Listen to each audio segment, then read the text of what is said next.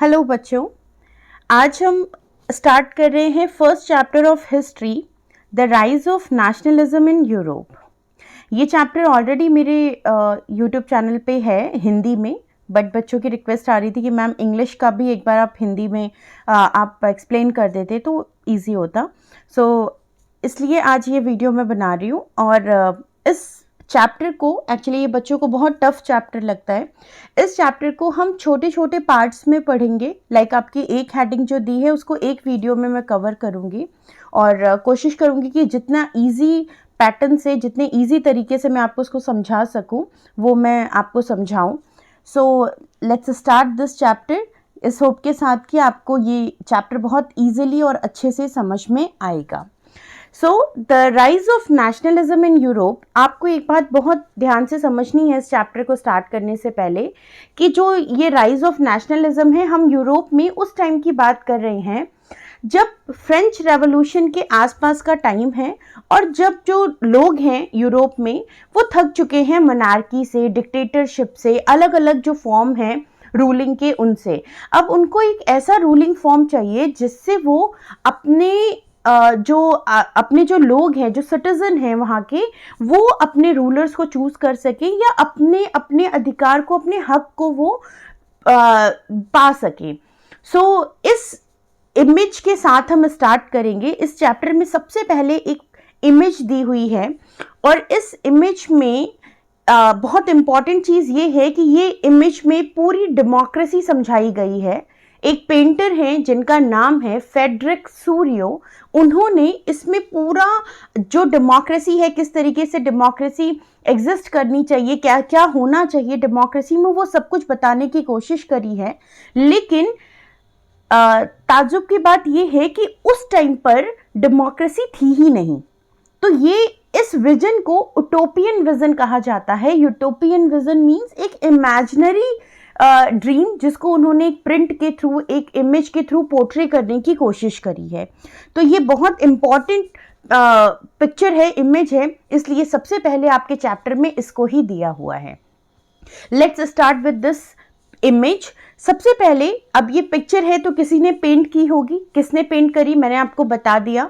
ये पेंट करी है फ्रेडरिक सूरियो नाम के एक आर्टिस्ट ने, जो कि एक फ्रेंच आर्टिस्ट है। अब हम धीरे धीरे लाइंस भी पढ़ते जाएंगे और आपकी ये जो पिक्चर है आप अपनी बुक ओपन करके साथ में रखो, जिससे ये इजी हो जाएगा समझना। Okay, so the first line is given in 1848 Frédéric Souriau, a French artist. आप चाहे तो अंडरलाइन कर लें अपनी बुक में और चाहे तो इसे पॉइंट वाइज राइट कर लें, because this is a important line कि in 1848 Frederic Sorrieu, a French artist, इन्होंने 4 print visualising his dream for world make as a democratic and social Republic.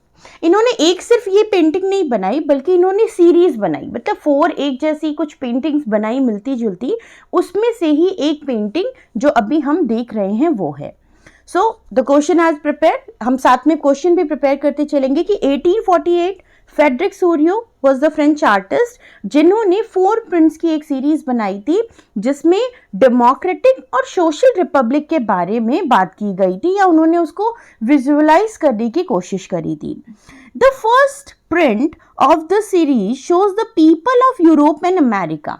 अगर हम पहले सीरीज की बात करें तो इसमें सबसे पहले यूरोप और अमेरिका के लोगों को दिखाया गया। आप अपनी बुक में इस चीज को नोटिस करें, अभी हम पिक्चर में भी देखेंगे। ओके, एंड उस यूरोप और अमेरिकन पीपल में कौन है? मेन एंड विमेन बोथ, दोनों ही हैं, मेन भी हैं और विमेन भी हैं। All ages and social classes, सारे लोग हैं, अमीर गरीब, हर सोसाइटी, हर क्लास के लोग वहां पर हैं उस इमेज में। मार्चिंग अ लॉन्ग ट्रेन, और वो क्या कर रहे हैं? वो एक लॉन्ग ट्रेन की तरह मार्च कर रहे हैं, मतलब आगे बढ़ रहे हैं लेकिन लाइन क्यू की तरह, ट्रेन की तरह। Okay, and offering homage to Statue of Liberty, they pass by it, और वो एक स्टैचू ऑफ लिबर्टी है जो एक वाइट कलर की आपको आइडल, एक मूर्ति दिख रही है स्कल्पचर, उसके सामने से निकल रहे हैं। और वो मूर्ति किसकी है? वो मूर्ति है स्टैचू ऑफ लिबर्टी की। Now, as you would recall, artist of time of French Revolution personified liberty as a female figure.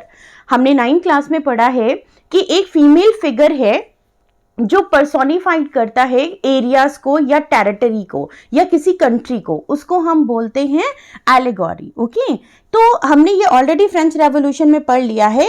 इस पिक्चर में भी कुछ ऐसी ही चीजें शो की जा रही हैं. That here you can recognise the torch of enlightenment. हम देख सकते हैं कि ये जो मूर्ति है, स्कल्पचर है, इसके पास टॉर्च ऑफ एनलाइनमेंट मतलब एक मशाल है जो कि हमें रोशनी देने का काम कर रही है. She bears one hand a charter of rights of man.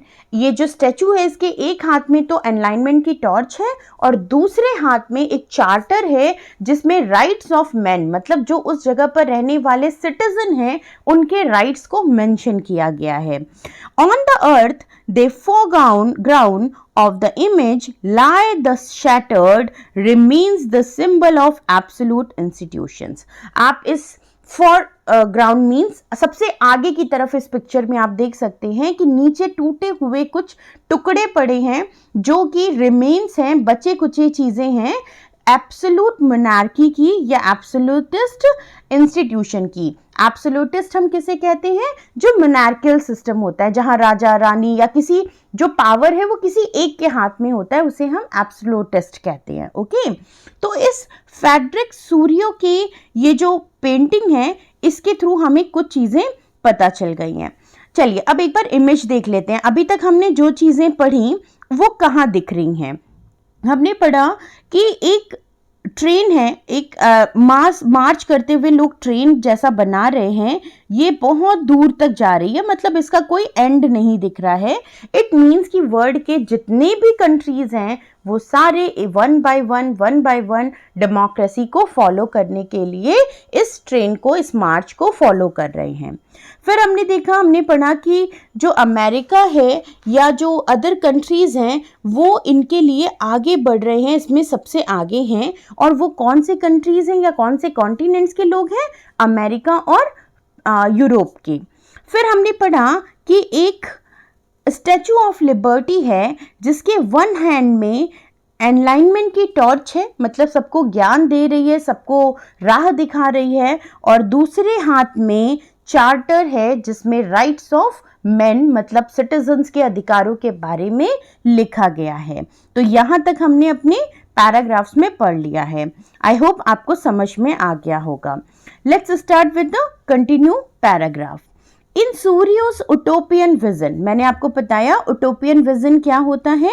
उटोपियन vision means ऐसा विजन जो पूरी तरीके से इमेजिनरी है. ओके, यहां पर भी दिया है a vision of a society that is so ideal that it is unlikely to actual exist. मतलब ये इतना खूबसूरत है, सोसाइटी के लिए इतना आइडल है कि ये एग्जिस्ट ही नहीं करता. ऐसी सोसाइटी होना बहुत मुश्किल है. इस विजन को हम उटोपियन विजन कह सकते हैं.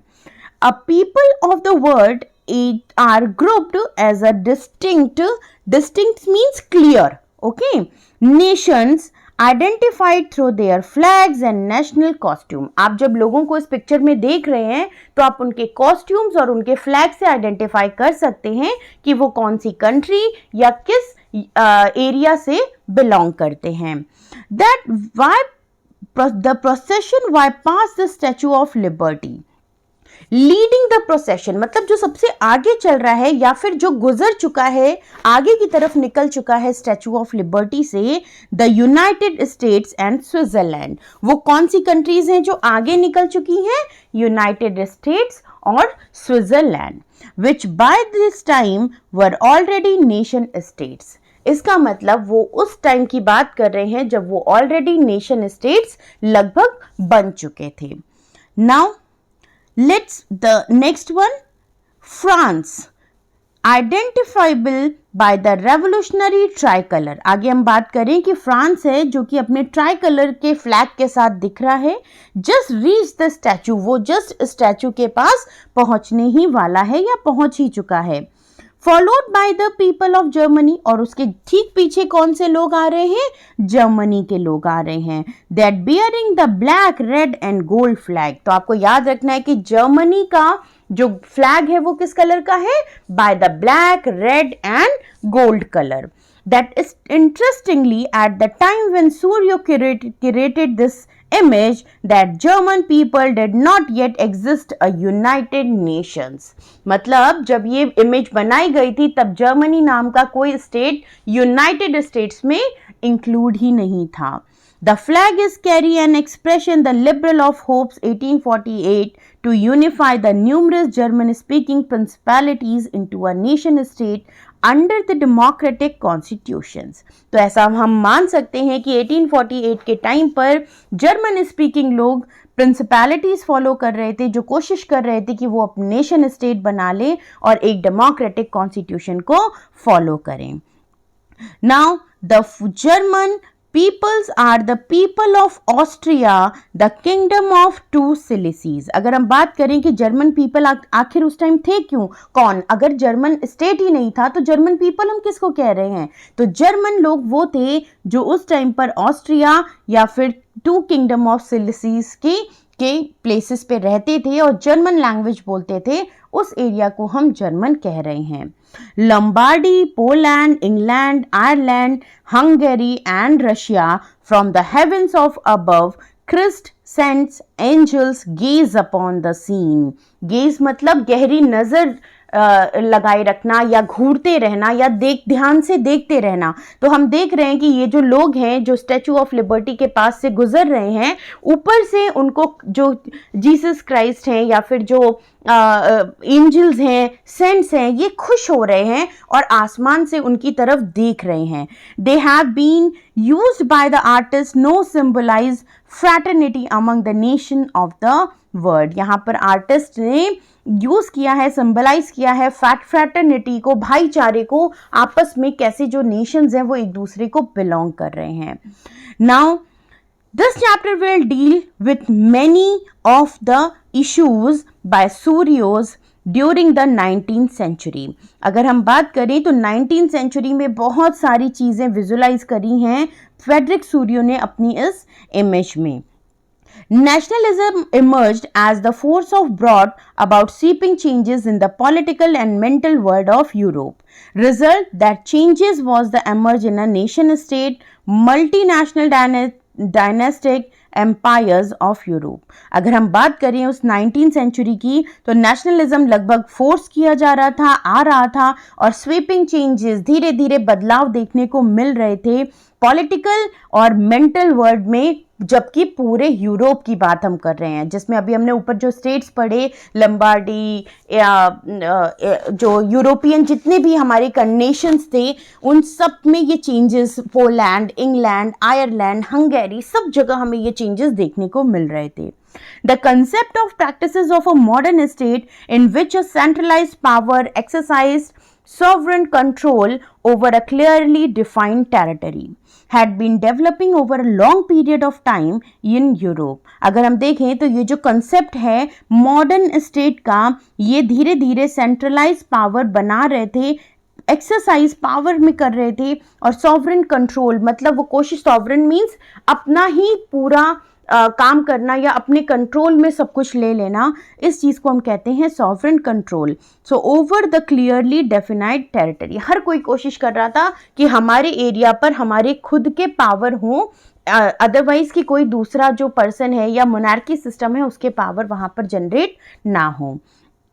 Long period of time in Europe, but a nation state was one which majority its citizens। अगर हम nation state की बात करें तो ये वो है जहाँ पर majority उसके citizens की होती है, not only its rulers, और उसके rulers की इतनी majority नहीं होती है। Came to develop a sense of common identity, वहाँ के लोगों की एक common identity होती है, shared the history or descent, वो अपनी history एक जैसी ही, जो वहाँ पे रहने वाले citizens हैं उन सब की हिस्ट्री लगभग सेम होती है, ऐसे स्टेट को हम नेशन स्टेट कह सकते हैं।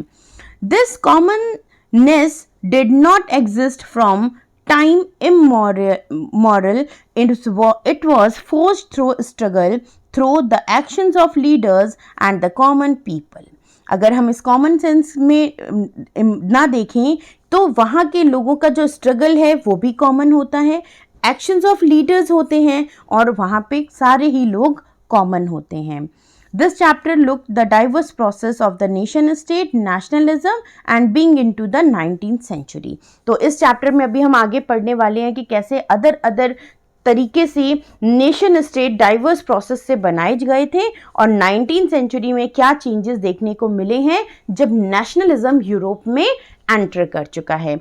सो इसके साथ ही हम ये जो पैराग्राफ्स है ये यहीं पे एंड करते हैं. बेटा आप सारे ही लोग ये जो जितने भी न्यू वर्ड्स दिए हैं हिस्ट्री में इनको ज़रूर देखें, जैसे plebiscite, a direct vote by which all the people of a region are asked to accept और रिजेक्ट अ प्रपोजल. जब तक डेमोक्रेसी नहीं आई थी तब तक, या डेमोक्रेसी का हम कह सकते हैं कि जब इंट्रोड्यूस हुआ था तो पॉपुलेशन कम थी और कुछ जगह पर पेब्लिसाइड मतलब जनमत संग्रह किया जाता था, लोगों को एक जगह इकट्ठा किया जाता था और राजा वहीं पर या जो रूलिंग पर्सन था वो वहीं पर खड़े होकर लोगों से रिजेक्ट या एक्सेप्ट करने को कहता था प्रपोजल, और सेम टाइम पर वो अपनी जनता के साथ वहाँ पर डिसीजन लेता था. इस तरीके के प्रोसेस को हम पेब्लिसाइड कहते हैं. एक बार फिर से हम ऊपर आ जाते हैं अपने इमेज पे. ये जो इमेज है यहाँ पर हमने नीचे के बारे में सारा पढ़ लिया था, liberty of statute of liberty के बारे में, मार्च जो ये ट्रेन मार्च है इसके बारे में. एक बार हम ऊपर देखते हैं. This is the Jesus Christ. आपने अभी पढ़ा कि जीसस क्राइस्ट ऊपर से हेवन से गेज कर रहे हैं with the angels and saints. तो आप देख सकते हैं यहाँ साथ में बहुत सारे सेंट्स हैं, एंजल्स हैं और जीसस क्राइस्ट जो बीच में बनाए गए हैं, जो देखकर खुश हो रहे हैं कि democracy all over the world में देखने को मिल रही है. उसके साथ ही आप देख सकते हैं कि सबसे नीचे वाले पोर्शन में यहाँ पर आप ब्रोकन क्राउन देख सकते हैं और भी ऐसे सिंबल्स हैं जो शो करते हैं कि जो एब्सोल्यूटिस्ट हैं उनको कैसे हटा दिया गया है और उनकी पावर्स को कैसे तोड़ दिया गया है. तो there are scattered some remains जो शो करते हैं कि अब मोनार्की सिस्टम यहाँ पर नहीं चलेगा या हम डेमोक्रेसी को फॉलो करेंगे. सो आई होप ये paragraph easily line wise clear हो गया होगा. So next paragraph with the next video. Thanks a lot.